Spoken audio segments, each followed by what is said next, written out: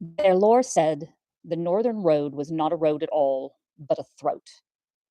If smoke gathered there, the kingdom choked. The darkness was pushed back, not slain, for such things do not die, but driven deep into seams of black rock and forgotten valleys where even shepherds would not lead their flocks. The beacons remained. New rulers inherited them as they inherited winter taxes.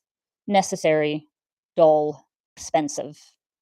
Courtiers spoke of pirates, tariffs, festival funds, while the ridge fires burned on behind their talks, steady as teeth in an old jaw. Time did as it always does. It turned terror into a story, and story into a pleasant lie. A palace grew around an older stone. White halls, golden vaults, chandeliers like captured frost. Yet under all that polish, the original rock remained. In its deepest root, ancient vents still tasted the air as they had before mortar and marble, sampling for iron on the tongue, for the faint bitterness of coming smoke.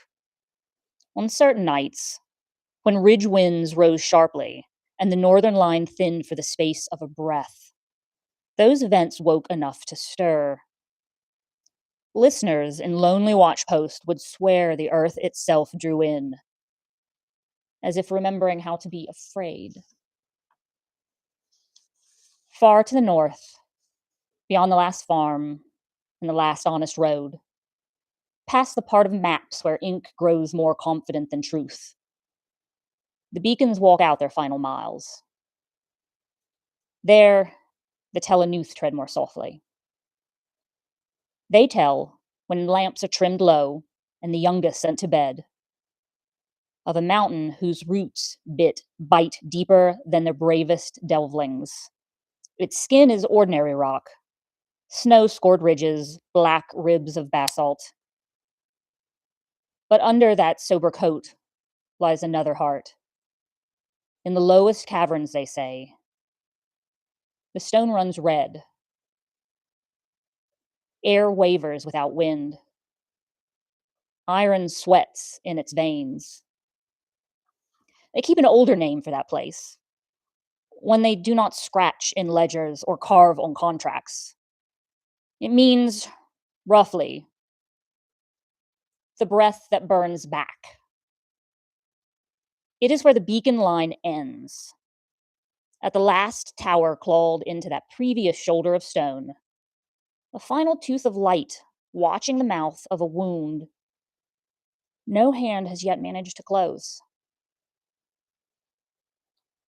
Most days, that tower burns like any other, a sensible, tidy flame against the dark. The copper hums its quiet note. The kingdom counts its ships and festivals and forgets why those fires were ever kindled. But in the deep places, the underways, in the cracks beneath palaces, the hollows under far northern stone, darkness is not forgotten. It waits in old seams, in unlit galleries, patient as pressure. Now and then it stirs. A draft changes its mind in a tunnel. The vents taste iron. The copper line thrums as if something heavy has laid a hand upon it. And somewhere in far north, in a cavern where the rock still remembers heat, something vast lets out one long, quiet breath. And the oldest stories in the world begin once more to draw their own